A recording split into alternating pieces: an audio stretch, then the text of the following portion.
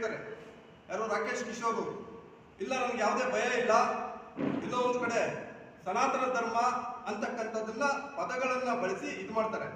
ಆದ್ರೆ ಮಾನ್ಯ ಮುಖ್ಯ ನ್ಯಾಯಮೂರ್ತಿಗಳು ಎಲ್ಲೋ ಒಂದು ಕಡೆ ಅವ್ರಿಗೆ ಎಕ್ಸಿಬಿಷನ್ ಕೊಡ್ತಾರೆ, ಯಾವುದೇ ಕಾರಣಕ್ಕೂ ಅರೆಸ್ಟ್ ಮಾಡಬೇಡಿ, ಇಲ್ಲಿ ವಯಸ್ಸಾಗಿದೆ ಬಿಟ್ಬಿಡಿ ಅಂತ ಹೇಳ್ಬಿಟ್ಟು ಅವರ ಒಂದು ದೊಡ್ಡಸ್ತಿಕೆಯನ್ನು ತೋರಿಸಿದ್ರು ಸಹಿತ ಇದರಿಂದ ಯಾವುದೇ ರೀತಿ ಭಾರತದ ಪ್ರಜಾಪ್ರಭುತ್ವಕ್ಕೆ ಧಕ್ಕೆ ಆಗಬಾರ್ದು ಅಂತಕ್ಕಂಥ ನಿಟ್ಟಿನಲ್ಲಿ ಇರ್ಲಿ ಆಯ್ತು, ಈ ಅವಮಾನಗಳು ನಮಗೇನು ಹೊಸದಾನೆಲ್ಲ, ಮೊದಲಿಂದಲೂ ಕೂಡ ನಾವು ಅವಮಾನಗಳು ಪಟ್ಟುಕೊಂಡೇ ಈ ಸ್ಥಾನಕ್ಕೆ ಬಂದಿರತಕ್ಕಂಥದ್ದು ಅಂತಕ್ಕಂಥ ಒಂದು ಇದರಲ್ಲಿ ಎಕ್ಸೆಪ್ಷನ್ ಕೊಟ್ಟರು ಸಹಿತ ಯಾವುದೋ ಒಂದು ಚಾನಲ್ಗೆ ಒಂದು ಹೇಳಿಕೆಯನ್ನ ಕೊಟ್ಟು ಇಲ್ಲ ನಾನು ಮಾಡಿರೋದೇ ಸರಿ ಅಂತಕ್ಕಂಥದ್ದನ್ನ ಇದು ಮಾಡ್ತಾರೆ. ಅದ್ರ ಜೊತೆಗೆ ಕೆಲವರು ಇದಕ್ಕೆ ಪುಷ್ಟೀಕರಿಸ್ತಾರೆ, ಏನಂತ, ಹೌದು ಅವ್ರು ಮಾಡಿರೋದೇ ಸರಿ ಅಂತಕ್ಕಂಥದ್ದನ್ನ ಪುಷ್ಟೀಕರಿಸ್ತಾ ಇದ್ದಾರೆ. ನಿಜವಾಗ್ಲೂ ಕೂಡ ಈ ಒಂದು ಬೆಳವಣಿಗೆ ಪ್ರಜಾಪ್ರಭುತ್ವಕ್ಕೆ ಮಾರಕ.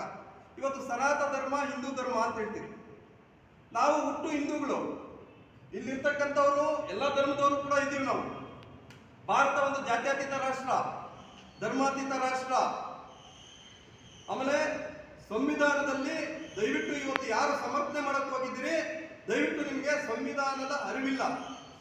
ಸಂವಿಧಾನದ ಅರಿವನ್ನ ಪಡ್ಕೊಂಡು ತಾವು ದಯವಿಟ್ಟು ಕೂಡ ನೀವು ಯಾವುದೇ ಒಂದು ಪದವಿಗಳಿಗೆ ಬರ್ತಕ್ಕಂಥ ಕೆಲಸ ಮಾಡಿ.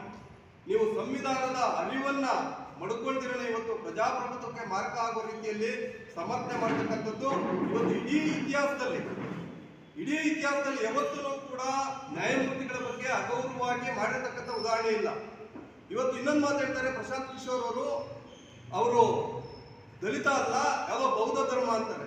ನಾವಿವತ್ತು ಧರ್ಮಗಳು, ಬೌದ್ಧ ಧರ್ಮ ಇವತ್ತು ಮುಕ್ತವಾಗಿ ಜೀವಿಸಬಹುದು ಭಾರತ ದೇಶದಲ್ಲಿ, ಧರ್ಮಾತೀತ ರಾಷ್ಟ್ರ. ಕ್ರಿಶ್ಚಿಯನ್ ಧರ್ಮ ಇರ್ಬೋದು, ಹಿಂದೂ ಧರ್ಮ ಇರ್ಬೋದು, ಸನಾತನ ಧರ್ಮ ಅಂತ ಹೇಳ್ತೀರಿ ಸ್ವಾಮಿ ನೀವು. ಸನಾತನ ಧರ್ಮ ಹಿಂದೂ ಧರ್ಮ ಅಂತ ಹೇಳ್ಬೇಕಾದ್ರೆ ದಯವಿಟ್ಟು ನಿಮ್ಮ ಆತ್ಮಸಾಕ್ಷಿಯನ್ನ ಒಂದ್ಸಾರಿ ತಾವು ದಯವಿಟ್ಟು ಕೂಡ ಮುಟ್ಕೊಳ್ಳಿ ಆತ್ಮಸಾಕ್ಷಿಯನ್ನ.